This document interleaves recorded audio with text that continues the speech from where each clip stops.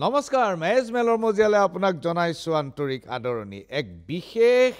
বিতৰ্কিত সন্ধিক্ষণত আমি ষ্টুডিঅ'ৰ মজিয়ালৈ আজি নিমন্ত্ৰণ কৰিছো ৰাজ্যসভাৰ সাংসদ আপোনালোকৰ সকলোৰে পৰিচিত অজিত কুমাৰ ভূঞা ডাঙৰীয়াক ভূঞা ডাঙৰীয়া নমস্কাৰ আপোনাৰ লগত মোৰ এটো দ্বিতীয়টো সাক্ষাৎকাৰ আৰু প্ৰথমটো সাক্ষাৎকাৰতেই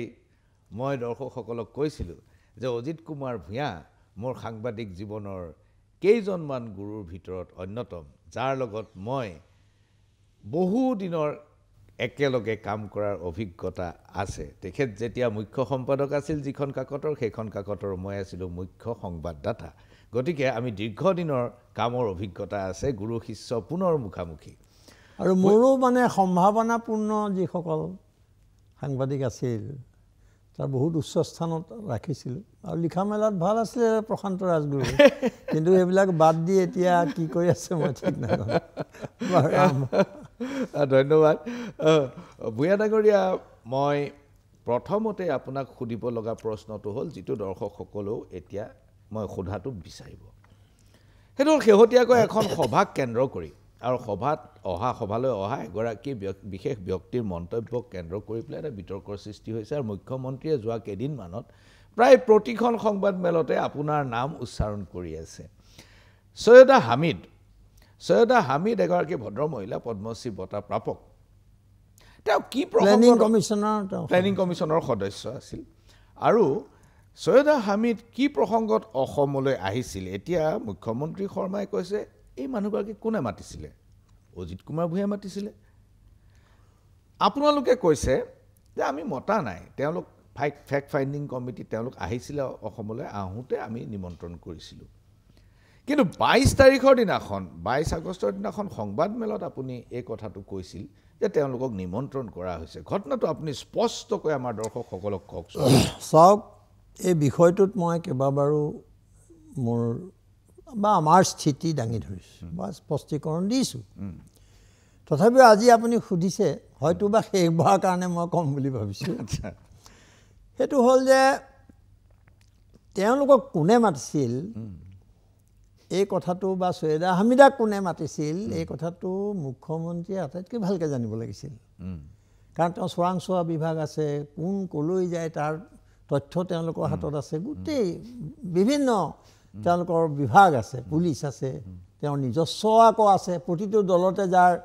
মানে গুপ্তচৰ থাকে সেইজন মানুহে কেনেকৈ এতিয়া ক'ব পাৰিছে যে অজিত ভূঞাই মাতিছে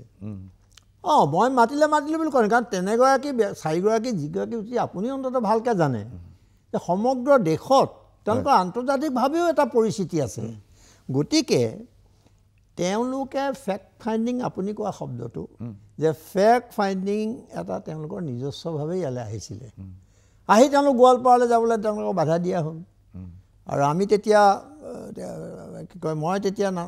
নগাঁৱত সভাত ব্যস্ত আছিলোঁ নাগৰিকৰ এইফালে তেওঁ আৰু দুই এঠাইত ক'ৰবাত তেওঁলোকে ভ্ৰমণ কৰিলে তেতিয়া মই চমুকৈ কৈছোঁ আৰু যে পৰেশ কি কয় আমাৰ মালাকাৰ সাধাৰণ সম্পাদক তেতিয়া কি হ'ল এই প্ৰশান্ত ভূষণ এগৰাকী প্ৰখ্যাত সুপ্ৰিম কোৰ্টৰ বাহিৰে ভিতৰে সংগ্ৰাম কৰি থকা মানুহ গণতন্ত্ৰ সংবিধানৰ ৰক্ষাৰ স্বাৰ্থত দ্বিতীয় প্ৰজন্ম আৰু তেওঁ শান্তিভূষণৰ ল'ৰা এইবোৰ মানুহে জানিব লাগে যে তেওঁক অসমৰ মানুহে যদি কথা শুনিবলৈ সুযোগ পায় মই ভাবোঁ একেবাৰে উবুৰি দি ধৰিব লাগিছিলে সকলো মানে তাত সমবেত হ'ব লাগে তেনেজন ব্যক্তি আগতো আহিছে আমি নাগৰিক সমাজে তেওঁ অহাৰ কাৰণে অন্য এটা কামত আহোঁতে আমি আকৌ তেওঁ মাতি আনি সভা পাতিছোঁ ৰাইজক কোৱাইছোঁ তেওঁৰ কথা কাৰণ আমি এইটো চৰকাৰ বৰ্তমান দেশত যিটো চলিছে যিটো পৰিস্থিতি বিৰাজ কৰিছে আৰু বিশেষভাৱে অসমত যিটো পৰিস্থিতি বিৰাজ কৰে সেই বিষয়ে আমাৰ এটা স্পষ্ট মতামত আছে আৰু আমি সেই ধৰণৰ মানুহক বিচাৰোঁ এতিয়া চাওক প্ৰশান্ত ৰাজগুৰু আপুনি এই অনুষ্ঠানটো কৰে মেজমেল হয় অসমলৈ বহুত আপুনি ইম্পৰ্টেণ্ট মানুহ মই জনাত আহিছে আৰু আপুনি ইয়ালৈ মাতি আনি হেৰি লৈছে সাক্ষাৎকাৰ লৈছোঁ এইবাৰো চাগে সময় হোৱা হ'লে আপুনি প্ৰশান্ত ভূষণৰ ইণ্টাৰভিউ ল'লেহেঁতেন মই চেষ্টা কৰিছিলোঁ আচ্ছা আপুনি কৰিছে গতিকে আপুনি দিল্লীত গৈ লৈছে তেনেকুৱা মানুহ যোগেন্দ্ৰ যাদৱ যেতিয়া ইয়ালৈ আহিছে অন্যান্য চেনেলত তেওঁ মোকেই বহুতে কৈছে আপুনি আনি দিয়ক এবাৰ এই কথাবিলাক অলপমান মানুহে চিন্তা কৰা ভাল এতিয়া প্ৰশ্ন হ'ল যে আমি নাই মতা মানে সেই অৰ্থত আমি নাই মতা যে তেওঁলোকক মাতি আনিছোঁ সভা এখন পাতিছোঁ সেইটো নহয় আমি কৈছোঁ যে আমি এনেকুৱা এখন সভা পাতি তেওঁলোকক নিমন্ত্ৰণ কৰা নাছিলোঁ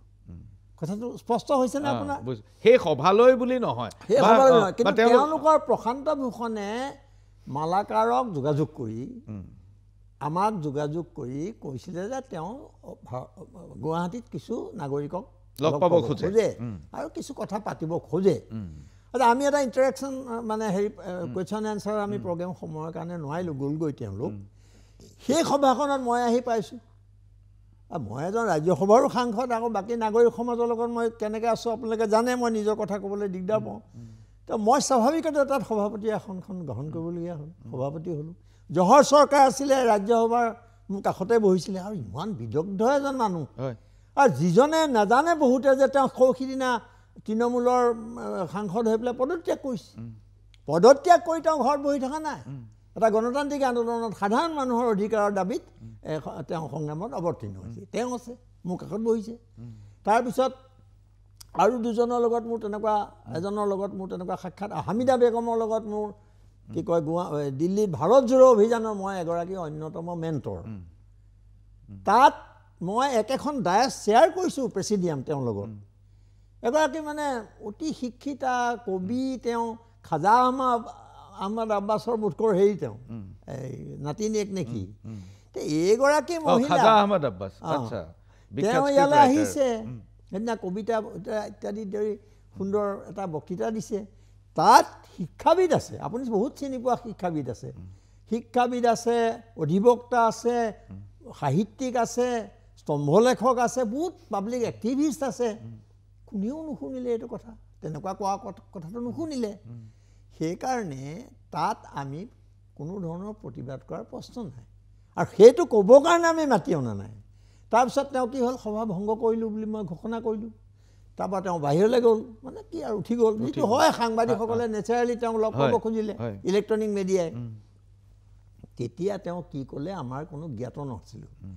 তাৰপিছত যদি তেনেকৈ ক'লেহেঁতেন মই আজি আপোনাক কৈছোঁ যে তাতে প্ৰতিবাদ হ'লহেঁতেন আৰু ময়ে প্ৰতিবাদ কৰিম মানে সভাৰ ভিতৰত যদি ক'লেহেঁতেন সেই স্পীচত যদি ক'লেহেঁতেন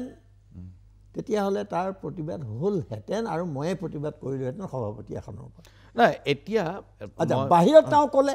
আপুনি কওকচোন দীৰ্ঘদিনৰ অভিজ্ঞতাৰ পৰা যে বাহিৰত কোৱা কথাটো আমি কেনেকৈ দায়িত্ব লওঁ আপুনি দায়িত্ব আমি ঘৰলৈ গ'লোঁ তাৰপিছত যেতিয়া গম পালোঁ গম পাই কিন্তু মই পিছদিনাই সাংবাদিকৰ আগত এই গোটেই ঘটনাটো বিৱৰি কৈছোঁ আৰু মই সেইটো আমাৰ স্থিতি নহয় বুলি কৈছোঁ আৰু একে সময়তে এইটো কৈছোঁ যে লগতে এই প্ৰশ্ন কৰিব লাগিব যে অসম চুক্তি আখৰে আখৰে পালন কৰা শিলৰ ৰেখা আমাৰ কাৰণে সেই অসম চুক্তিখন আজিৰ তাৰিখত কোনে ধ্বংস কৰিছে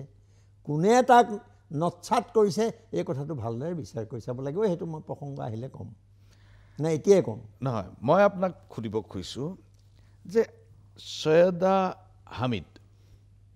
বা প্ৰশান্ত ভূষণ তেওঁলোক হয় সন্মানিত ব্যক্তি যথেষ্ট ডাঙৰ পণ্ডিত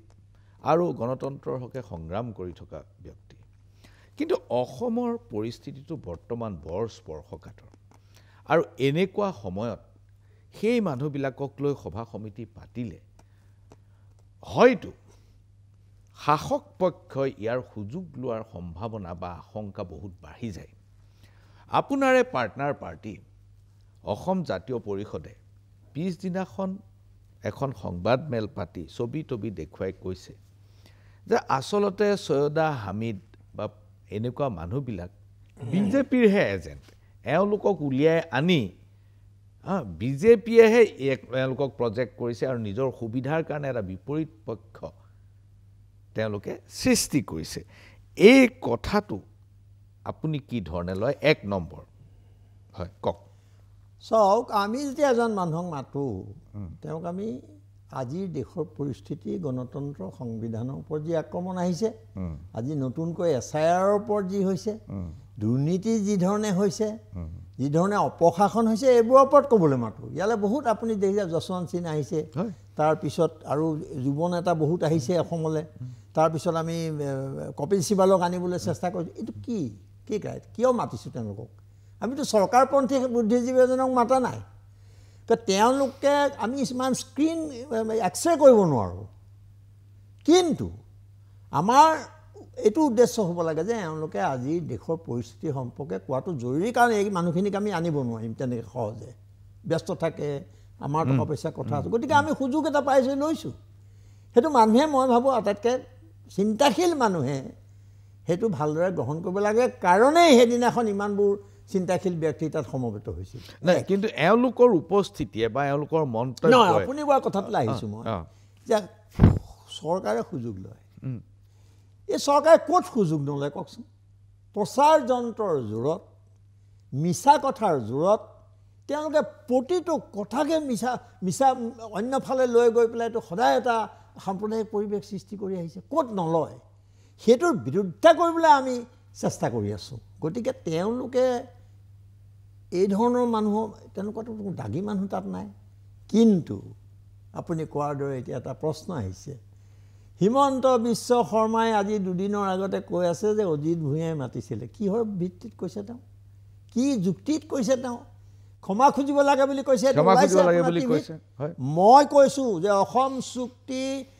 ৭১ চনৰ ২৫ মাৰ্চৰ ভিত্তিবৰ্ষ হিচাপে সমগ্ৰ দেশৰ মানুহে, ৰাজনৈতিক দলে সকলোৱে মানি লৈছে ছাত্ৰ সন্থাই। সেই চুক্তিখন কোনে ভংগ কৰিছে? আজি একমাত্ৰ মানুহজন হ'ল হিমন্ত বিশ্ব শৰ্মা। ইয়াৰ আগতে তেওঁ অসম চুক্তিৰ মন্ত্ৰী আছিল, বহু বছৰ ধৰি তেওঁ মন্ত্ৰী আছিল। আজি এই ৪০ বছৰীয়া চুক্তিখন তেওঁ অহাৰ লগে লগে বা তেওঁলোক ক্ষমতালৈ অহাৰ লগে লগে কি কৰিলে যে ২৫ৰ পিছৰ হিন্দু মুছলমান নিৰ্বিশেষে অজিত ভূঞাই আকৌ তাৰমানে মিছা কথা কোৱা বুলি কোনোবাই যাতে ক'ব নোৱাৰে। মই অসম চুক্তিখন পঢ়ি চাবলৈ কৈছোঁ। তাত ২৫ মাৰ্চ ভিত্তিবৰ্ষ আপুনি ভালদৰে জানে। তাৰ পিছত অহা আজিও ছাত্ৰ সন্থাই কৈ আছে যে হিন্দু মুছলমান সকলোকে বহিষ্কাৰ কৰিব লাগিব। কিন্তু কিমানজনক বহিষ্কাৰ কৰিলে? হিমন্ত বিশ্ব ইমান দেশপ্ৰেমিক, ইমান অসমীয়া প্ৰেমী, তেওঁ বাংলাদেশী বিৰোধী কেইজনক তেওঁ হেৰি কৰিলে, কি কয়, বহিষ্কাৰ কৰিলে। আজি য'ত বহিষ্কাৰ কৰিছোঁ বুলি পেলাই তেওঁ প্ৰপগাণ্ডা কৰিছে, তাত তেওঁ সেইবিলাকক আকৌ সংস্থাপন দিছে, টকা পইচা দিছে ভোটৰ স্বাৰ্থত। এতিয়া দ্বিতীয় কথাটো হ'ল যে তেওঁ আজি কিয় নকয় এই জাতীয় পৰিষদৰ অভিযোগৰ পিছত তেওঁ কিয় ক'ব নোৱাৰে যে কোনে তেওঁক মাতিছিল? আজি সাংবাদিকে প্ৰশ্ন কৰোঁতে তেওঁ কিন্তু মুখেৰে মাতা নাই। তেওঁ কৈছে এই মানুহগৰাকীক কোনে মাতিছিলে? অজিত ভূঞাই মাতিছিলে। আপুনি মতা? সেইটোৱে মইতো ক্লিয়াৰ কৰিলোঁ যে অজিত ভূঞাই মাতিছিলে, কি নাই মতা এই কথাটো মই স্পষ্ট কৰি দিছোঁ আপুনি বিচৰাৰ দৰে। আৰু পাৰিছোঁ নে নাই মই নাজানো, মইতো নাই কোৱা যে মই সেইখনত সভাত সভাপতিত্ব কৰিছোঁ। আচ্ছা, মই এতিয়া প্ৰশ্নটো কৰোঁ জাতীয় পৰিষদৰ জিয়াৰ বা অন্য নেতাসকলে কোৱাৰ দৰে যে এই মানুহগৰাকী যদি ইমানেই সন্দেহজনক, তেতিয়াহ'লে অসমলৈ তেওঁক প্ৰথমে কোনে মাতি আনি বক্তৃতা দিবলৈ সুযোগ দিছিল? কোনে আনিছিল? এইটো বৰ ডাঙৰ কথা, মই কৈ আছোঁ। সেই মানুহগৰাকী এখন ফটো প্ৰথমে এজন সাংবাদিকে দিলে, তাৰপিছত এজন খুব ক্ষমতাশালী মন্ত্ৰী, হিমন্ত বিশ্ব শৰ্মাৰ ঘনিষ্ঠ মুখ্যমন্ত্ৰীৰ অনুমতি লৈ তেওঁ কি কৰিলে, সেই ফটোখন চাৰিওফালে একদম হুলস্থুল লগাই দিলে। কি তাত? যে মুখ্যমন্ত্ৰী তৰুণ গগৈ তাত উপস্থিত আছে। তাৰমানে এই মানুহগৰাকীৰ লগত তৰুণ গগৈৰ সম্পৰ্ক, আৰু এওঁলোকে এই মানুহবিলাকক অশান্তি কৰিবলৈ মাতি আনিছিলে। আপুনি চাব তেওঁলোকে কেনেকুৱা এটা নেৰেটিভ তৈয়াৰ কৰিছে। তাৰপিছত সেইখন ফটোটো চাৰিওফালে হুলস্থুল লাগিল। আমিতো আৰু মই এটা কথা বিশ্বাস কৰোঁ, শৰৎ সিংহই প্ৰায়ে কৈছিল যে এইবাৰ অৱশ্যে সিমান নোৱাৰিলোঁ, অকণমান লগে লগে প্ৰতিক্ৰিয়া প্ৰকাশ কৰিলোঁ। সেইটো মই আপোনাক কওঁ, যদি ভাল লাগিব আপোনাৰ, কওক। আপুনি লিখা মেলা কৰা মানুহ। সাগৰৰ পাৰত আপুনি থিয় হৈ থাকে, যেতিয়া তাৰ প্ৰচণ্ড ঢৌ আহে, তেতিয়া কি কৰিব আপুনি? মূৰটো তললৈ কৰি দিলে ওপৰেদি গুচি যাব। আৰু যাওঁতে কিন্তু আপোনাৰ ভৰি তলেদি গুচি যাব। ঘূৰি যাওঁতে তাত ঠেকা খাই যেতিয়া ঘূৰি আহিব, এই মূৰৰ ওপৰেদি নাযায়, ভৰি তলেদি গুচি যাব। আজিতো পৰিষ্কাৰ হ'বলৈ ধৰিছে। সেই মিটিংখনত আপুনিও জানে, ময়ো জানো, যিটো NGO আমি কোৱা নাছিলোঁ, যিটো NGOয়ে সেই সভাখন মানে কি কয় আলোচনা চক্ৰৰ আয়োজন কৰিছিল, মুখ্যমন্ত্ৰীক নিমন্ত্ৰণ কৰিছিল, সাহিত্যিক এজনক নিমন্ত্ৰণ কৰিছিল আৰু সাংবাদিক হামিদাক নিমন্ত্ৰণ কৰিছিল। বক্তৃতা দি থাকোঁতে সেইখন লুকুৱাই দিয়া হৈছে। কাষত বহি থকা মানুহজন হিমন্ত বিশ্ব শৰ্মাৰ নিউজ লাইফৰ প্ৰতিষ্ঠানৰ পত্নী প্ৰতিষ্ঠানৰ এটা ইংৰাজী চেনেলৰ তেওঁ হেড। আপোনাৰ অসুবিধা নহ'লে মই নামটো কৈ দিছোঁ, মোৰ অসুবিধা একো নাই। মই ফটোখন দেখিছোঁ। দেখিছে, চিনি পাইছে আপুনি ৱাজবীৰ হুছেইন? আচ্ছা, তাৰ ডাইৰেক্টৰ নে ছেক্ৰেটাৰী কিবা এজন তেওঁৰ ভাতৃ নিউজ লাইফৰ সম্পাদক এডিটৰ ইন চিফ জাহিৰ হুছেইন। এই দুজন মানুহে মাতিছিল নে তেওঁক প্ৰথম, নে অজিত ভূঞাই মাতিছিলে প্ৰথম, নে হীৰেণ গোহাঁই মাতিছিলে প্ৰথম? সেইকাৰণে এতিয়া যি সময়ত নহয়, হিমন্ত বিশ্ব শৰ্মাই উত্তৰ দিব লাগে যে সেই তেওঁলোক কৰ্মচাৰী আৰু লগতে উপদেষ্টা স্বৰূপ তেওঁলোকে মুখ্যমন্ত্ৰীয়ে ক'ব লাগে যে তেওঁ জঁপিয়াই পৰেতো আনৰ ওপৰত। এতিয়া তেওঁলোকৰ ভূমিকা, সেই তালৈ কেলৈ মাতিছিল, ফটোখন কিয় দিছিল, এই কথাবোৰ তেওঁ স্পষ্ট কৰিব লাগে। নাই, সেইখিনি সময়ত ডক্টৰ শৰ্মা তৰুণ গগৈ মন্ত্ৰীসভাৰ সদস্য আছিল নেকি?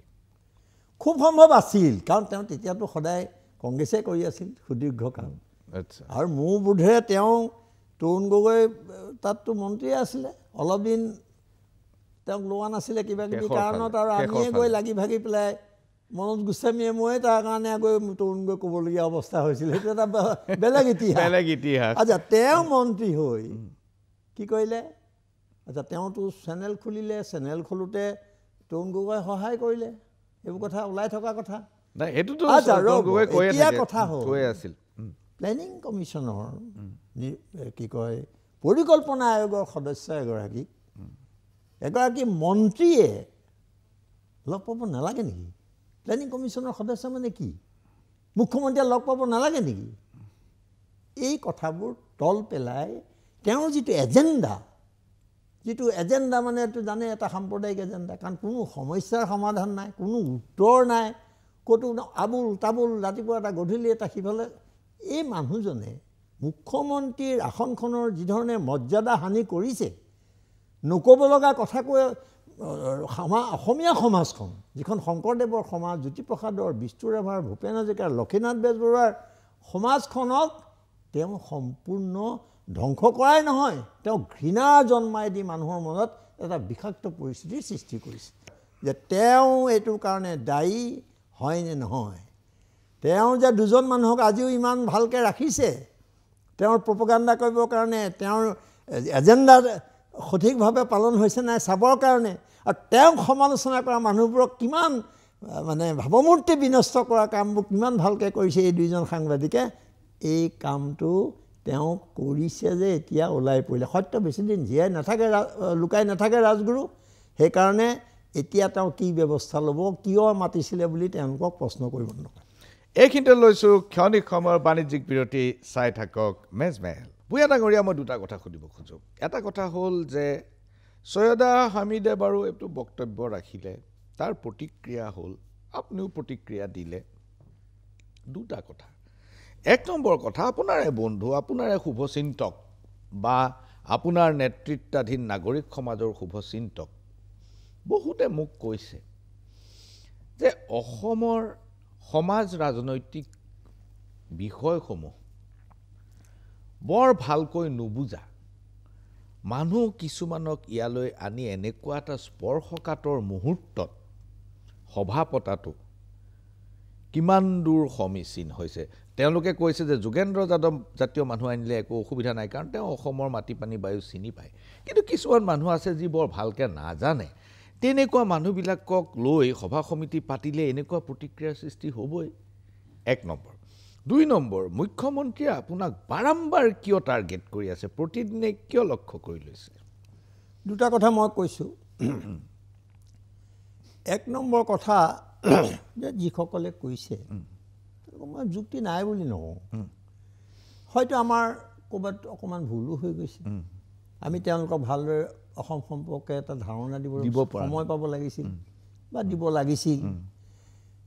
সেইবোৰ আপুনি অস্বীকাৰ কৰিব নোৱাৰে এটা কথা যে ক'ৰবাত নহয় ক'ৰবাত মানুহে অকণমান ভুল কৰে আৰু সেইটো সততাৰ পৰিচয় ভুলটো কিমান ডাঙৰ ভুল ষড়যন্ত্ৰমূলক নেকি সেইটোহে মূল বিষয় সেই ভুলটো আমাৰ অজানিতে হোৱা হয় আচ্ছা যোগেন্দ্ৰ যাদৱত আপুনি আপত্তি নাই বুলি কৈছে বহুতে মোক কৈছে যশৱন্ত সিং যোগেন্দ্ৰ যাদৱ মই নামবোৰ পাহৰিছোঁ আমাৰ গুজৰাটৰ এই ডেকা দুজন মই কনক্লেভ পাতিছোঁ ইয়াত আমি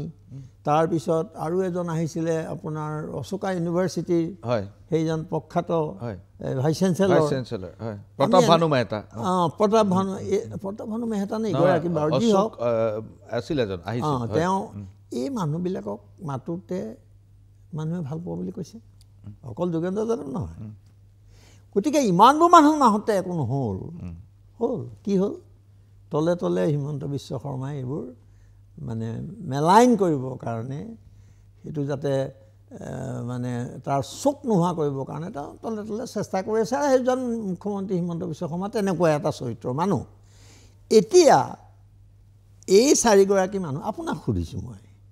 প্ৰশান্ত ভূষণৰ দৰে তেওঁ বাদ দিয়ক মহিলাক ভূষণৰ দৰে মানুহ জহৰ চৰকাৰৰ দৰে মানুহে যদি আপোনাক ক'লেহেঁতেন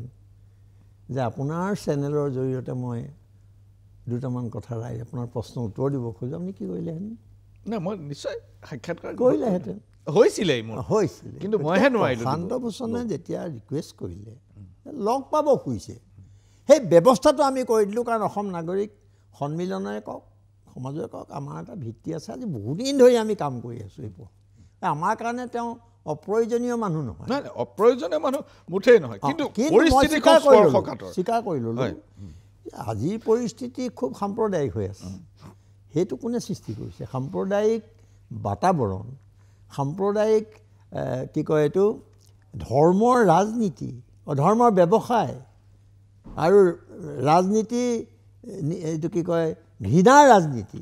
এই দুইটা বস্তু আজি শাসক দলৰ পৃষ্ঠপোষকতাত চলি আছে এই পৰিস্থিতিত আমি তাৰ বিৰোধিতা কৰিবলৈ মানুহ মাতিছোঁ কিন্তু তাৰ মাজতে এগৰাকী মহিলাই নিজৰ বক্তব্য বাহিৰত দিলে তাৰ কাৰণে আমাক ইমান সমালোচনা কৰাৰ কোনো যুক্তি নাই যদি কোনোবাই কৰিছে যদি কোনোবাই বেয়া পাইছে বৰং মই ভাবোঁ আপুনি কোৱাৰ দৰে যে আপুনি মাতি আনিলেহেঁতেন ভাল কথা পাতিলেহেঁতেন প্ৰশ্ন উত্তৰ দিলেহেঁতেন আৰু যদি সভাগৃহত আকৌ কৈছোঁ মই তেওঁ ক'লেহেঁতেন তেতিয়াহ'লে ময়েই তাৰ প্ৰতিবাদ এটা কৰিলোঁহেঁতেন আৰু তাত থকা বহুত মানুহে তাৰ প্ৰতিবাদ কৰিলেহেঁতেন কাৰণ কেলৈ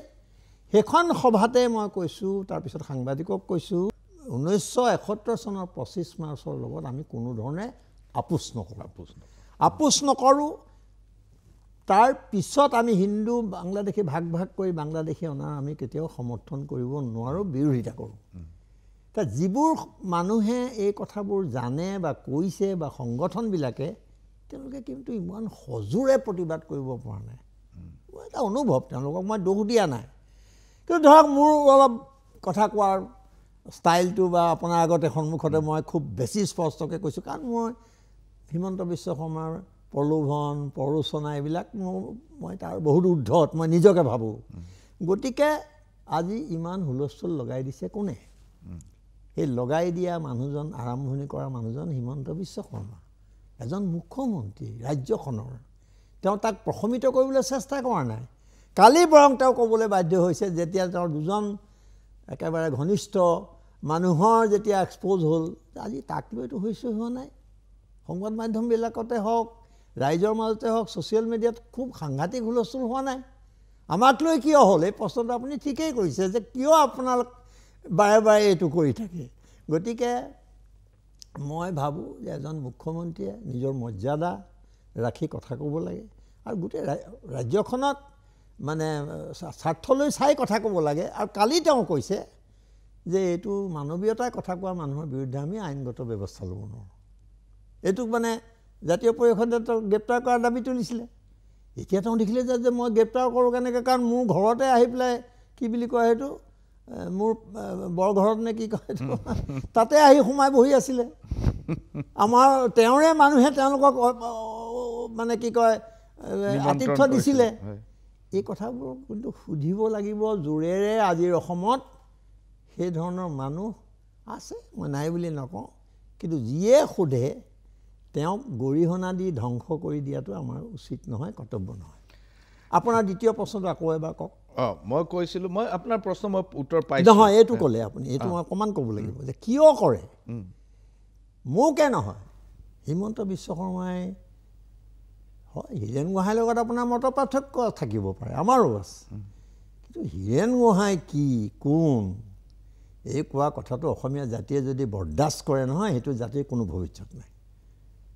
লক্ষীনাথ বেজবৰুৱা কোন বুলি সোধাৰ দৰে কথা হ'ব। তেওঁ এজন বিদগ্ধ ব্যক্তি, তেওঁ ধুনীয়া জীৱন এটা কটাব পাৰিলে। তেওঁ এইবোৰ বাজে কথা মুখ্যমন্ত্ৰী কিবা আমেৰিকাত থাকেগৈ, আমুকত থাকিব, একেবাৰে মানুহে দেখি থকা কথা, সেইবোৰ কৰি ভাৱমূৰ্তি বিনষ্ট কৰিব নোৱাৰে। আৰু মই নকওঁ কিছুমান কথা, কিন্তু তেওঁক মই প্ৰশ্ন কৰিছোঁ, আপুনি পাহৰি নাযাব, তেওঁৰ সম্পত্তি বা তেওঁৰ ভূমিকা, তেওঁৰ চেনেলৰ কথা মই প্ৰথম টুইট কৰি পেলাই দিছিলোঁ। আৰু এইটো কি বুলি কয়, লগতে প্ৰধানমন্ত্ৰী মোদী অমিত শ্বাহলৈ পঠিয়াই দিয়া বুলি টেগ কৰি দিছিলোঁ। তাৰপিছত মই কি কৰিছিলোঁ, আৰু বেছি যেতিয়া মোৰ বিৰুদ্ধে তেওঁৰ মন্ত্ৰীবৰ্গই কোম্পানীটোৱে মোৰ বিৰুদ্ধে লাগি গ'ল, মইতো অকলশৰীয়া মানুহ, মোৰ তেনেকুৱা ইমান ডাঙৰ আছে মোৰ লগত মানুহ, এইটো মই অকলশৰীয়া অৰ্থত নাই কোৱা, কিন্তু মোৰ তেনেকুৱা কোনো প্ৰচাৰ যন্ত্ৰ নাই, মোৰ তেনেকুৱা কোনো শক্তি নাই, মোৰ কোনো টকা পইচা নাই যে মই কাৰোবাৰ মেনেজ কৰিম। তেওঁলোকে মোৰ MP ফাণ্ডৰ কি ধৰণে নিউজ বনালে এইবোৰ আপুনি ক'লেতো আপুনি আচৰিত হৈ যাব। এতিয়া এগৰাকী চিভিল ছাৰ্ভেণ্টৰতো চাকৰি গুচি গৈছে, এগৰাকী নহয় দুগৰাকীয়ে গৈছিলে, পাইছে সেইটো মই নাজানো, নাই পোৱা। কিন্তু মোৰ কথা হৈছে যে এইটো MP-led ফাণ্ডত কি হয়, কেনেকৈ চলে, সেইটো হিমন্ত বিশ্ব শৰ্মাই খুব ভালকৈ জানে। কিন্তু তেওঁক উচতাই দিলে এওঁলোকে যে ইয়াক ধৰিব লাগে। ক'ত ধৰিব অজিত ভূঞাক?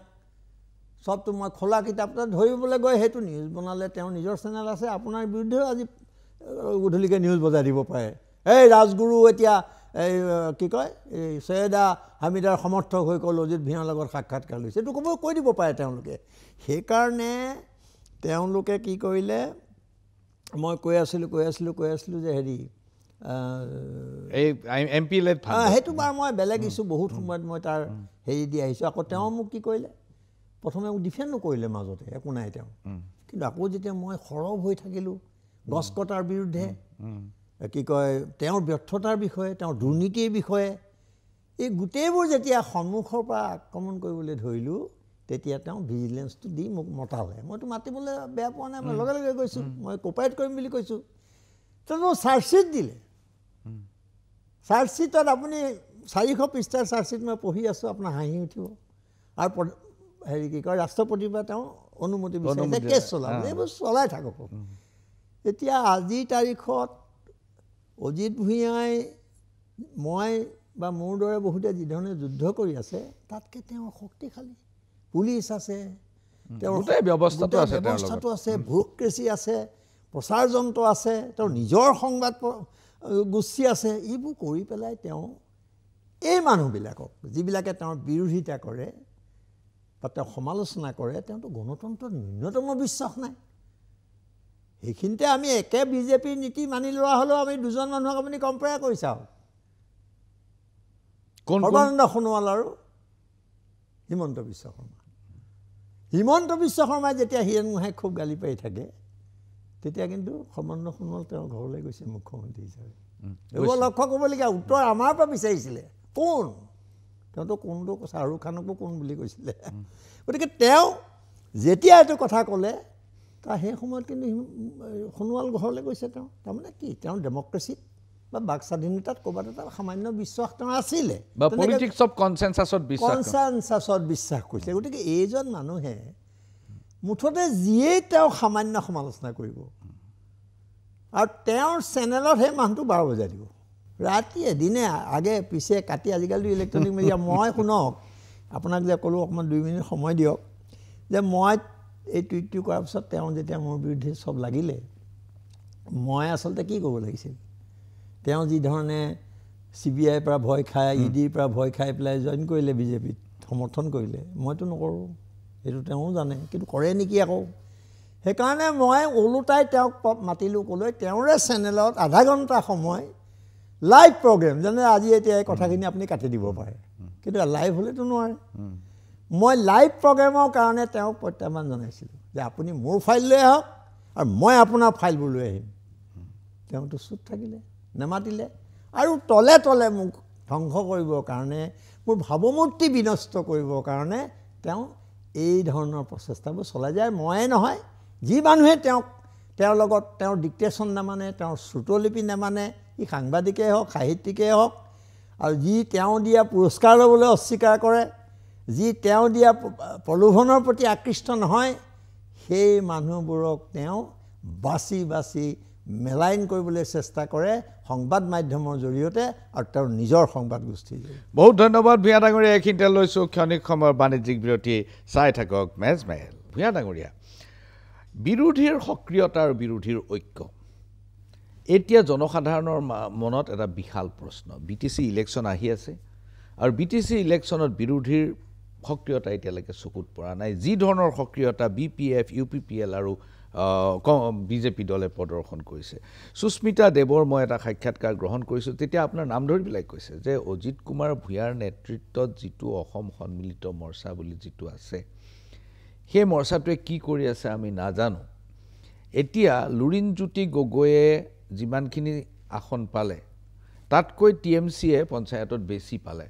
আঞ্চলিক পঞ্চায়ত বেছিকৈ পাইছে আৰু অখিলে আমাতকৈও বেছি মানে TMCতকৈও বেছিকৈ পাইছে তৃণমূল কংগ্ৰেছতকৈও বেছিকৈ পাইছে এতিয়া তেওঁ কৈছে যে হয় কংগ্ৰেছৰ লগত বুজাবুজিত আহক ভালদৰে আৰু নহয় সন্মিলিত মৰ্চাই নিজেই কিবা এটা তৃতীয় পক্ষ খাৰা কৰক কিন্তু গোটেইখিনি কথা নিৰ্ভৰ কৰিব মমতা বেনাৰ্জী আপোনালোকে TMCক লগত নোলোৱা লৈ পেলাই এইখিনি কথা কৈছে কিন্তু সামগ্ৰিকভাৱে অখিল গগৈৰ লগত বা লুৰিণজ্যোতি গগৈৰ লগত কি ধৰণৰ এলায়েন্স এতিয়ালৈকে কিন্তু কাৰো স্পষ্ট হোৱা নাই ছবিখন স্পষ্ট হোৱা নাই মই স্বীকাৰ কৰোঁ আৰু আপুনি বুজে ৰাজনীতি বুজা মানুহ হিচাপে যে এটা বিৰোধী ঐক্য ইমান দলবোৰৰ মাজত বিৰোধী ঐক্য গঢ়ি তোলা কামটো আটাইতকৈ কঠিন কাম আৰু জটিল কাম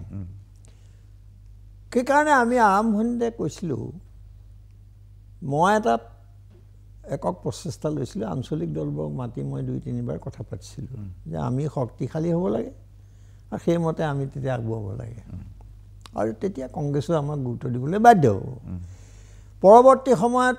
সেইটো বৰ এটা আগ নাবাঢ়িল মোৰতো ইমান তেনেকুৱা কোনো দলীয় হেৰি নাই জোৰ নাই যে মই আগবঢ়াব পাৰিম 2-3খন মিটিং কৰি দিলোঁ তাৰপিছত বিৰোধী ঐক্য এটা গঢ়ি উঠিলে এইটো আমাৰ লোকসভা নিৰ্বাচনৰ আগতে কিন্তু তাত ভালকৈ আগবাঢ়িছিল আৰু যোৰহাটত গৌৰৱ গগৈৰ কাৰণে আমি অপ্ৰাণ চেষ্টা কৰিছিলোঁ তাত বহি বহি আমাৰ নিজাববীয়াকৈ নাগৰিক সমাজ অন্যান্য দল অখিল গগৈ আৰু ডিব্ৰুগড়তো আমি লুৰিণজ্যোতি গগৈৰ কাৰণে তেনেকৈ লাগিছিলোঁ আৰু আমাৰ বহুতে ডুবুৰিলৈও গৈছিল মই যোৱা নাই তাত কিন্তু প্ৰায় 100 কোটি টকা খৰচ হোৱা বুলি বহুবাৰ অভিযোগ উঠিছে গৌৰৱ গগৈ ঘৰুৱাবৰ কাৰণে এতিয়া আৰু তাত বহি লৈছিলে গোটেই প্ৰায় কেবিনেটখন মুখ্যমন্ত্ৰীৰ ঘনিষ্ঠ যিকেইজন কিন্তু হৰুৱাব নোৱাৰিলে আৰু প্ৰদ্যুৎ বৰদলৈকো তেনেকৈ হৰুৱাব নোৱাৰিলে এতিয়া প্ৰশ্নটো হ'ল আৰু কৰিমগঞ্জত জিকা প্ৰাৰ্থীগৰাকীক হাফিজ চৌধুৰী তেওঁলোকে খুব ইলেকশ্যন কমিশ্যন আৰু আজিকালি প্ৰশাসন ব্যৱহাৰ কৰি কেনেকৈ তেওঁ আপুনি সেইটো জিকালে বাৰাণসীত যেনেকৈ নৰেন্দ্ৰ মোদীক জিকালে ৰখাই দিলে এনাউন্স কৰি দিলে তাৰপিছত মীৰা বৰঠাকুৰে কোনো ধৰণৰ ৰাষ্ট্ৰীয় নেতা ইয়ালৈ নহাকৈ তেওঁৰ হৈ কেম্পেইন নকৰা স্বত্তেও তেওঁ 8 লাখৰ ওপৰত ভোট পালে এই কথাবোৰো মনত ৰাখিব লাগিব এতিয়া প্ৰশ্ন হ'ল যিটো কথা আপুনি কৈছে যে স্পষ্ট নহয় কিন্তু আমি স্পষ্ট কৰিবলৈ বহুত চেষ্টা কৰি আছোঁ আপুনি জানে যে 6জনীয়া এটা গোট ডক্টৰ হীৰেণ গোহাঁইৰ নেতৃত্বত আমি 6জনে বহুত চেষ্টা কৰিছোঁ প্ৰথম অৱস্থাত আমি ৰাজহুৱা কৰা নাছিলোঁ আমি তাৰপিছত বেলেগে সকলোকে লগ ধৰি কথা পাতিছোঁ কৈছোঁ আৰু প্ৰথম সভাবোৰতে সকলোৱে কৈছিলে যে আমি ত্যাগ স্বীকাৰ কৰি হ'লেও দেশখনক বচাব লাগে আসনৰ কথা বাদ দি হ'লেও আমি যেনে তেনে বিজেপিক প্ৰতিহত কৰিব লাগে আৰু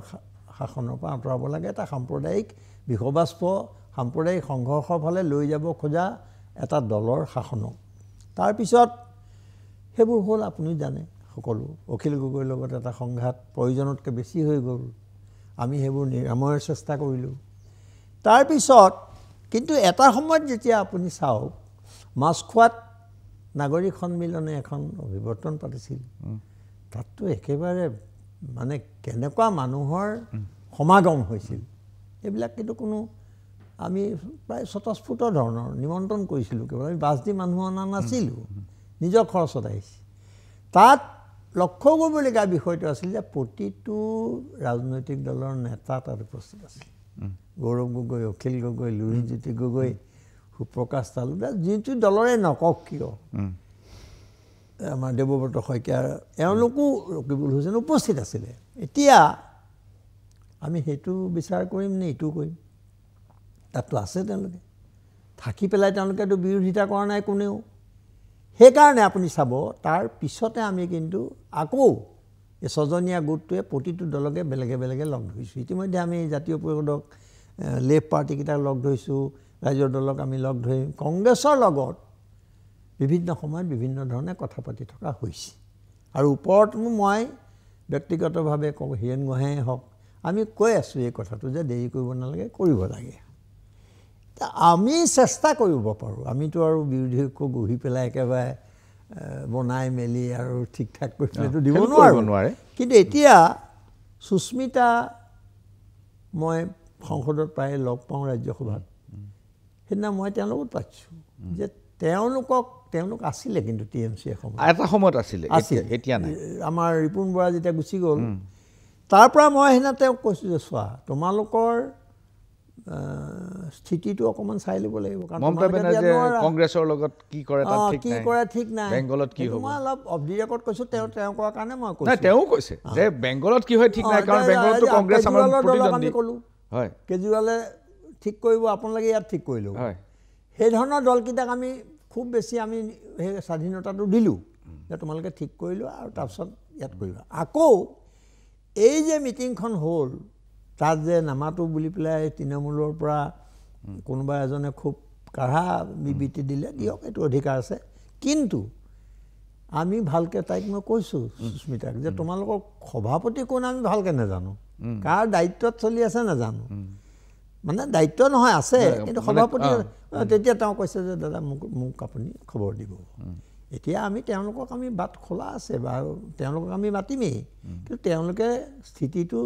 অকণমান স্পষ্ট কৰিব লাগিব মমতা বেনাৰ্জী ইণ্ডিয়া ব্লকত আঁতৰি আছিলে গতিকে আমাৰ ইয়াত অসুবিধা আছে টেকনিকেল প্ৰব্লেম আছে আপোনাক শেষ কথাটো কওঁ ইয়াৰ মাজতো যোৱা কি তাৰিখে জানো আজি ৩-৪ দিনৰ আগতে আমি এখন 14টা 13টা দলৰ আমি অসম সন্মিলিত মৰ্চাৰ মিটিং কৰিছোঁ আচ্ছা তাত মই সভাপতিত্ব কৰিছোঁ আৰু লুৰিণ আছে গোটেই দলৰ নেতা আছে তাত নাই সেইটো মই জানো তাৰ পৰা আমি তাত কি এপিল কৰিছোঁ যে আমি কংগ্ৰেছক আহ্বান জনাইছোঁ আৰু বিভিন্ন অসমীয়া সন্মুখীন হোৱা সমস্যাৰ ওপৰত আমি আন্দোলন প্ৰতিবাদ কৰাৰ পৰিকল্পনা কৰিছোঁ আৰু 3 তাৰিখে আমি ভূমি প্ৰশ্নত মাটিৰ এই ইছ্যুবিলাকৰ ওপৰত আমি এটা প্ৰতিবাদী কাৰ্যসূচী তাত লৈছোঁ এইবোৰ চলি আছে মানুহৰ চকুত নপৰে নাই এইখিনি মই বুজি পাইছোঁ কিন্তু আপুনি চাওক ৰাজনীতি আপুনিও এতিয়া ভেটাৰ আপুনি দীৰ্ঘদিন ধৰি সাংবাদিকতা কৰিলে ৰাজনীতিক আপুনি খুব ওচৰৰ পৰা দেখিছে আৰু এতিয়া আপুনি সক্ৰিয়ভাৱে ৰাজনীতিত জড়িত আপুনি ভালকৈ জানে যে যিটো আমি দেখোঁ তাতকৈও ৰাজনৈতিক এখন বেলেগ জগত অলপ এখন বেলেগ জগত এই বিষয়ত মই আহিম এইখিনিতে লৈছোঁ ক্ষণিক সময়ৰ বাণিজ্যিক বিৰতি চাই থাকক মেজমেৰ ভূঞা ডাঙৰীয়া বিৰতিৰ পূৰ্বে মই আপোনাক এটা পূৰ্বাভাস দিছিলোঁ যে ৰাজনীতিৰ আপুনি দেখি থকা পৃথিৱীখনৰ নেপথ্যত এখন পৃথিৱী থাকে আৰু অখিল গগৈয়ে মোৰ এটা সাক্ষাৎ প্ৰসংগত ক'লে যে বহুতবাৰ 6 মাহ ধৰি মই 4-5 বাৰ অনুৰোধ কৰি আহিছোঁ কিন্তু লুৰিণজ্যোতি গগৈয়ে সন্মিলিত মৰ্চাৰ সভাখন অনুষ্ঠিত কৰা নাই লুৰিণজ্যোতি গগৈক যেতিয়া মই এই প্ৰশ্নটো কৰিলোঁ তেতিয়া লুৰিণজ্যোতি গগৈয়ে ক'লে যে আমাৰ আচলতে সভা নপতাৰ ইচ্ছা নহয় আমি পাতিম অহা সোমবাৰে আপোনালোকৰ যিখন হৈ গ'ল যিখন কিন্তু আমাৰ সাংসদ অজিত কুমাৰ ভূঞা ডাঙৰীয়াই সময় মিলাব পৰা নাই মই সেইবোৰ সকলো প্ৰসংগ বাদ দি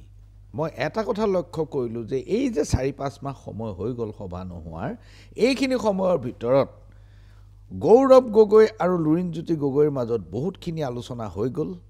সেই অনুপাতে অখিল গগৈৰ লগত কিন্তু আলোচনা অখিল গগৈৰ লগতো আলোচনা হৈছে কংগ্ৰেছ নেতাৰ এতিয়া কথাটো হ'ল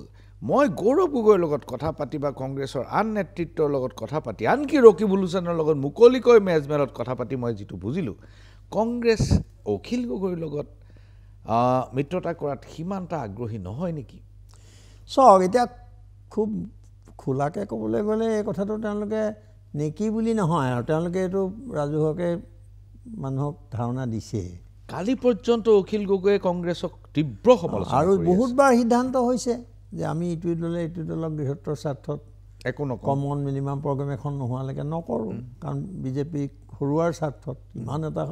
তেওঁলোকৰ গোটেইখন মানে চানি ধৰি আছে পইচা চব ফালৰ পৰা এজেণ্ট আছে বুলি দাবী কৰি থাকে আছেও কেনেকৈ আপুনি জানে তাৰ মাজত এই বস্তুটো চলাই নিয়াৰ বহুত অসুবিধা সেইকাৰণে আমি ঐক্যত খুব জোৰ দিছিলোঁ কিন্তু যি কাৰণতেই নহওক স্বীকাৰ কৰা ভাল যে আমাৰ সেইধৰণে হৈ নাথাকিল মই সভাখন দেৰি হোৱাৰ কাৰণ আৰু আছে বহুত মই হয়তো সময় মিলাব পৰা নাই কিন্তু মই দায়িত্ব ল'ব খোজা নাছিলোঁ সেইটো বেলেগ প্ৰশ্ন দায়িত্ব লৈ আছোঁ মই এটা অসমৰ স্বাৰ্থত এতিয়া আমি যিখন মিটিং কৰিলোঁ সেইখন মিটিং এখন ভাল মিটিং হৈছে আৰু লুৰিণজ্যোতি গগৈয়ে দিল্লীলৈ গৈছে ৰাহুল গান্ধীক লগ পাইছে তাত বিতৰ্ক কৰিছে কোনোবাই সেইটো কিন্তু কোনো যুক্তি নাই তাৰপিছতে অখিল গগৈও কংগ্ৰেছী নেতাৰ লগত কথা পাতিছে আৰু ৰাজহুৱা বক্তব্য দাঙি ধৰিছে তেওঁ বহুবাৰ গৌৰৱ গগৈ তেনেকৈ কৈছে এই পৰিস্থিতিটোৰ অৱসান ঘটাবৰ কাৰণে আমি চেষ্টাহে কৰিব পাৰোঁ গতিকে আমি সেই চেষ্টা এই ছজনীয়া গোটটোৱে কৰি আছোঁ আৰু মোৰ বিশ্বাস যে তেওঁলোকৰ সময়ৰ দাবী সম্পৰ্কে যদি সজাগ হয় আৰু আজিৰ পৰিস্থিতি যদি তেওঁলোকে সঁচাকৈয়ে এই পৰিৱৰ্তন আশা কৰে তেতিয়াহ'লে তেওঁলোকে নিশ্চয় শুভবুদ্ধি উদয় হ'ব আৰু এই কামবিলাক ভালদৰে আগুৱাই যাব মই আহিব খুজিছোঁ SIRৰ প্ৰশ্নলৈ ঘটনা হ'ল SIR প্ৰসংগত ৰাহুল গান্ধীয়ে সংবাদ মেল পাতি দেখুৱাই দিলে যে কৰ্ণাটকৰ এটা মাত্ৰ বিধানসভা সমষ্টিতে উদাহৰণ হিচাপে লৈছিলে য'ত 1,250,000টা ভোট চুৰিৰ ঘটনা তেওঁ দেখুৱালে ক'ৰবাত এড্ৰেছ এটাই 40টা মানুহ সেইটো এটা ৰুমতে থাকে ক'ৰবাত 20খন ফটোৰে এটা চলি আছে ক'ৰবাত মানুহ কেতিয়াবাই মৰিছে কিন্তু তেওঁৰ নাম ভোটাৰ তালিকাত আছে অথবা ক'ৰবাত কৰ্ণাটকা বিহাৰ মহাৰাষ্ট্ৰ সকলোতে ভোট আছে এনেকুৱা ধৰণৰ 1,250,000টা ভোট এটা সমষ্টিত দেখুৱাই দিলে এতিয়া কথাটো হ'ল যে এই অসুৱাহবোৰ আছে আৰু এই অসুৱাহবোৰ দূৰ কৰাৰ কাৰণে স্পেচিয়েল ইণ্টেনচিভ ৰিভিজন কৰিব খুজিছে আৰু আপোনালোকে তাৰ বিৰুদ্ধে কৈছে ইয়াৰ ঘটনাটো কি চাওক স্পেচিয়েল কি কয় ভোটাৰ লিষ্ট ৰিভিজনৰ বিৰুদ্ধে কোনো কৰা নাই কিন্তু স্পেচিয়েল ৰিভিজনৰ নামত নিৰ্বাচনৰ আগমুহূৰ্তত বিহাৰত তেওঁলোকে যিটো পদক্ষেপ লৈছে সেইটো ভয়ংকৰ আৰু এই কথা যোগেন্দ্ৰ যাদৱে প্ৰথম তথ্য পাতি সহ সকলো দেখুৱাই দিছে যে এইটো কাম তেওঁলোকে গোটেই ভাৰতবৰ্ষত কৰিবলৈ গৈছে এতিয়া মৰা মানুহৰ নাম কেনেকৈ আহিলৈ কি ধৰণে সুপ্ৰিম কোৰ্টত গৈ খাৰা ক'বলৈ দেখিছে আৰু গোটেই আজি SIRৰ আপোনাৰ ষড়যন্ত্ৰটো ওলাই পৰিছে কাৰণ তেওঁলোকে এইটো এতিয়া অসমত আৰম্ভ কৰি দিছে অসমত আপুনি লক্ষ্য কৰিছে নাই মুখ্যমন্ত্ৰী হিমন্ত বিশ্ব শৰ্মাই কৈছে যে ইয়াত আধাৰ কাৰ্ড কাৰণ আধাৰ কাৰ্ডটো সুপ্ৰিম কোৰ্টৰ পৰা আমি সকাহ পালোঁ আধাৰ কাৰ্ড দিব লাগিব ইয়াত কৈছে মুখ্যমন্ত্ৰীয়ে মই আধাৰ কাৰ্ড অকল ট্ৰাইবেল আৰু চিডিউল কাষ্টক দিম জেনেৰেল কাষ্টৰ মানুহক নিদিওঁ নতুন আধাৰ কাৰ্ড যি হওক তেওঁতো ইয়াত কৰিব খুজিছে এতিয়া আমাৰ কথা হৈছে তোমালোকে নিৰ্বাচনৰ সন্মুখত আহি এইটো কাম কৰিছা আৰু অদ্ভুত ধৰণে তোমালোকে কৰিব খুজিছা যিটো মই বিশ্লেষণ কৰিবলৈ গ'লে সময় লাগিব আৰু ৰাহুল গান্ধীয়ে সংবাদ মাধ্যমে কৰিব লগা কাম এটা কৰিছে নাই ইনভেষ্টিগেটিভ জাৰ্নেলিজিম যাক কয় একেবাৰে ধুনীয়া পৰিষ্কাৰ ওপৰত দেখুৱাই দিছে এই কাম তেওঁলোকে হাৰিয়ানাত কৰিছে এই কাম তেওঁলোকে মহাৰাষ্ট্ৰত কৰিছে এই কাম এতিয়া ইয়াৰ জৰিয়তে বিহাৰত সফল হ'বলৈ লৈ পেলাই তেওঁ অসমত আৰম্ভ য'ত য'ত নিৰ্বাচন আহি আছে পশ্চিমবংগত কৰিব লাহে লাহে তেওঁলোক এইটো কেলৈ কৰিছে তেওঁলোকৰ সমস্যা যিবোৰ কৈছিলে এইবোৰ ক'ৰবালৈ গুচি গ'ল সমাধানৰ কথা তললৈ পৰি গুচি গ'ল এই ইছ্যুবোৰ নাই এতিয়া কাৰণ এইবোৰ ইছ্যু ক'লে এতিয়া মানুহ জকি উঠে সেইকাৰণে তেওঁলোকে দুটাই এজেণ্ডা এটা হ'ল কেনেবাকৈ মানুহৰ মাজত বিভাজন সৃষ্টি কৰা সিদ্ধান্তবোৰ জাপি দিয়া আৰু এই ধৰণে ইলেকশ্যন কমিশ্যন আপুনি ভাবি চাওকচোন ইলেকশ্যন কমিশ্যন অফ ইণ্ডিয়া বুলি বস্তু এটা আজি আছে কংগ্ৰেছৰ দিনত বা অন্য চৰকাৰৰ দিনত এনেকুৱাটো কেতিয়াও হোৱা নাছিল আজি ইলেকশ্যন কমিশ্যন অফ ইণ্ডিয়া সিমান টকা খৰচ কৰি দৰমহা দি তাত থোৱাৰ দৰকাৰেই নাই বিজেপিৰ কোনোবা এটা কোঠাত বহি থাকিলেও হয় কাৰণ তেওঁলোকে স্প'ক্স পাৰ্চনৰ দৰে কাম কৰিছে সেইকাৰণে এইখন দেশত আজি ইলেকশ্যন কমিশ্যনৰ দৰে যেতিয়া এটা সংস্থা ধ্বংস হৈ গ'ল চৰকাৰৰ কথামতে কাম কৰিবলৈ গ'ল আৰু কি কয় ৰাহুল গান্ধীক ক্ষমা খুজিবলৈ ক'বলগীয়া হ'ল তেতিয়া সেইখন দেশত আমি ক'লৈ গৈ আছোঁ আৰু এই অনুষ্ঠানবোৰ তেওঁলোকে CBI ED এই গোটেইবোৰ কেনেকৈ ধ্বংস কৰিছে বিৰোধী কণ্ঠ ৰুদ্ধ কৰিবৰ কাৰণে বিৰোধী ঐক্য ভাঙিবৰ কাৰণে এই কামবোৰ তেওঁলোকে কৰি গৈছে কিন্তু তেওঁলোকে উত্তৰ দিব পৰা নাই যোগেন্দ্ৰ যাদৱে কৰা প্ৰশ্ন উত্তৰ দিব পৰা নাই ৰাহুল গান্ধীয়ে যিবোৰ প্ৰশ্ন কৰিছে তাৰ উত্তৰ দিব পৰা নাই গতিকে ইলেকশ্যন কমিশ্যন অফ ইণ্ডিয়া এতিয়া জনতাৰ এতিয়া দুটা কথা দুটা বাক্যত শেষ কৰোঁ এটা হৈছে আমি মানে ডিমনিটাইজেশ্যন কৰিছিলে কি বুলি কয় এইটো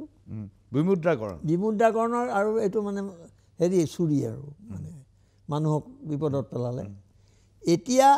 তেওঁলোকে ভোট চুৰি কৰিছে তেতিয়া নোটবন্দী কৰিছিলে নোটবন্দী বৰ আচল শব্দটো ক'লে নোটবন্দী কৰিলে এতিয়া ভোটবন্দী কৰিলে এতিয়া ভোট দিয়াৰ অধিকাৰ লাখ লাখ কোটি মানুহে যদি ভোট দিয়াৰ অধিকাৰ হেৰুৱাই পেলাই আমি গোটেই মূল কথাটো চব বাদ দিয়ক আপুনি খুব ভাল প্ৰসংগ উলিয়ালে আজি অসমত আমি কিহত ব্যস্ত আছোঁ আজি মাহকে মাহ বছৰকে বছৰ ধৰি হিমন্ত বিশ্ব শৰ্মাই উলিয়াই দিছে এটা সেইটোলৈ আমি ব্যস্ত আছোঁ আৰু বহুত মানে কৰিব লগা কাম আমাৰ সন্মুখত আছে যিসকলে কৰিছে তেওঁলোককো উৎসাহ দিয়া নাই আজি ভোটবন্দী কৰিব খোজা কথাটো আটাইতকৈ এই মুহূৰ্তত সবাতোকৈ গুৰুত্বপূৰ্ণ কথা বুলি মই ভাবোঁ আৰু বিৰোধীয়েও ইয়াক মানে তেওঁলোকৰ কাম কাজৰ তালিকাত আটাইতকৈ অগ্ৰাধিকাৰ দিয়া উচিত বুলি মই ভাবোঁ আৰু অসমত সেইমতে আমি কিন্তু প্ৰতিবাদ দেখিবলৈ পোৱা যায় আমি 3 তাৰিখে এটা প্ৰতিবাদৰ আয়োজন কৰিছোঁ কাৰণ এই কথাটো ৰাইজক সজাগ যদি নকৰে সচেতন নকৰে ভোট কি কয় এইটো বুথবিলাকত যদি সতৰ্ক দৃষ্টি ৰখা নহয় এওঁলোকে গোটেই ইলেকশ্যনটো ৰিগ কৰি পেলাব আৰু সেইকাৰণে হিমন্ত বিশ্ব শৰ্মা বা অমিত শ্বাহে ক'ব পাৰে যে 40 বছৰ 50 বছৰ থাকিব মোদী আমাৰ ইয়াতো কোনোবাই কৈ থাকে হিমন্ত বিশ্ব শৰ্মা 50 বছৰ কিয় কয় তেওঁলোকে কেনেকৈ জানিলে কিমান বছৰ থাকিব কি ভাবিছে ৰাইজে এইকাৰণে কয় ৰাইজে যি নকওক মিডিয়াই যি নকওক অজিত ভূঞা প্ৰশান্ত ৰাজগড়ে যি নকওক আমি এইটো কৰি প্ৰশাসন যন্ত্ৰ কৰি ৰিগিং কৰি আৰু ভোটাৰ এইটো কি বুলি কয় মেচিনটোতো আজিকালি কোনো বিশ্বাসেই নকৰে সেইটো প্ৰমাণসহ দাঙি ধৰিলে কিন্তু এইবিলাকক লৈ আমি ইলেকশ্যন খেলিম টকাটো তেওঁলোকে জানে ইলেক্ট্ৰেল বণ্ডৰ নামত কেনেকৈ ভয়ংকৰ হাজাৰ হাজাৰ কোটি টকা সংগ্ৰহ কৰি পেলালে তাৰ বিৰুদ্ধে কিমান প্ৰতিবাদ হৈছে আমাৰ ইয়াত নাই হোৱা মানুহে বুজাই নাই ইলেক্ট্ৰেল বণ্ড তেওঁলোকে যাক এই ৰেট কৰিলে ED সেইবোৰ মানুহৰ পৰা আপুনি দিছে এটা তাৰ পৰা আনি কেনেকৈ সেই পইচাবিলাক ব্লেক লিষ্টেড কোম্পানীবোৰৰ পৰা পইচা লৈ তেওঁলোকক খালাচ কৰি দিলে তাই কিমান টকা তেওঁলোকে খৰচ কৰে অৰবিন্দ কেজৰিৱালৰ বিৰুদ্ধে সাক্ষ্য দিয়া মানুহটোৰ পৰা 60 কোটি টকা আনিলে চাইনাৰ পৰা টকা আনিছে প্ৰধানমন্ত্ৰী কেয়াৰ্ছ ফাণ্ডৰ হিচাপ দিব নালাগে আচ্ছা এই যে চৰকাৰবোৰ ভাঙিলে টকা পইচা দি এইবোৰ ক'ৰ টকা কাৰ টকা এই প্ৰশ্নবোৰ কৰাৰ লগে লগে এওঁলোকে সেই মানুহটো ৰাষ্ট্ৰদ্ৰোহী কৰি পেলাই দেশদ্ৰোহী কৰিব হোৱা মানুহকেইটা কোন এই মানুহকেইটা যিকেইটা এই প্ৰশ্নবোৰ কৰিবলৈ সাহস কৰে আৰু কিছুমানেতো ভয় কাৰণ এইখন চৰকাৰ টিকি আছে সন্ত্ৰাস চলায় অসমততো একেবাৰে সন্ত্ৰাস সামান্য কবিতা এটা লেখা মানুহ ল'ৰা ছোৱালীবিলাকক জেলত ভৰাই থোৱা দেশখন কেনেকুৱা হ'ব পাৰে এখন গণতান্ত্ৰিক দেশ হ'ব পাৰে নেকি এখন একনায়কত্ববাদী এখন ফেচিষ্ট চৰকাৰ হ'ব পাৰে এইটো কাম হিমন্ত বিশ্ব শৰ্মাই কৰিব পাৰে আৰু এই হিমন্ত বিশ্ব শৰ্মাক যিসকলে প্ৰথম শাৰীৰ পৰা মানে মুকলিভাৱে প্ৰত্যাহ্বান জনাই আছে তাৰ ভিতৰত ময়ো এজন আৰু তাৰ কাৰণে মই গৌৰৱ অনুভৱ কৰোঁ আৰু মই তেওঁ মোক জেলত ভৰাওক কিবা কৰক যি তেওঁ অত্যাচাৰ আছে কৰক কিন্তু অসমৰ ৰাইজৰ এই প্ৰতিবাদ বা ৰাইজৰ পক্ষত যি প্ৰশ্ন উঠিছে এই প্ৰশ্ন লৈ আমি সদায় আগুৱাই যাম আৰু ৰাইজে ৰাজপথলৈ যিদিনা ওলাই আহিছে সেইদিনা আমি ৰাইজৰ লগত আছিলোঁ আৰু থাকিম ভূঞা ডাঙৰীয়া বহুত ধন্যবাদ আপুনি মোৰ সাক্ষাৎকাৰৰ বাবে সময় দিলে বহুত আৰু মই আশা ৰাখিছোঁ বিধানসভাৰ সাধাৰণ নিৰ্বাচনৰ পূৰ্বে আপোনাক একাধিকবাৰ আমাৰ ষ্টুডিঅ'ৰ মজিয়াত লগ পাম। মই প্ৰফেশ্যনেল পলিটিচিয়ান নহয়, হ'লেও মই যেতিয়াই প্ৰয়োজন হয় আপুনি মাতিছে, ভাল কথা পাতি ভাল লাগিলে, আপোনাৰ জৰিয়তে দুটা কথা ক'ব পাৰিলোঁ। ধন্যবাদ। থেংক ইউ, বহুত ধন্যবাদ।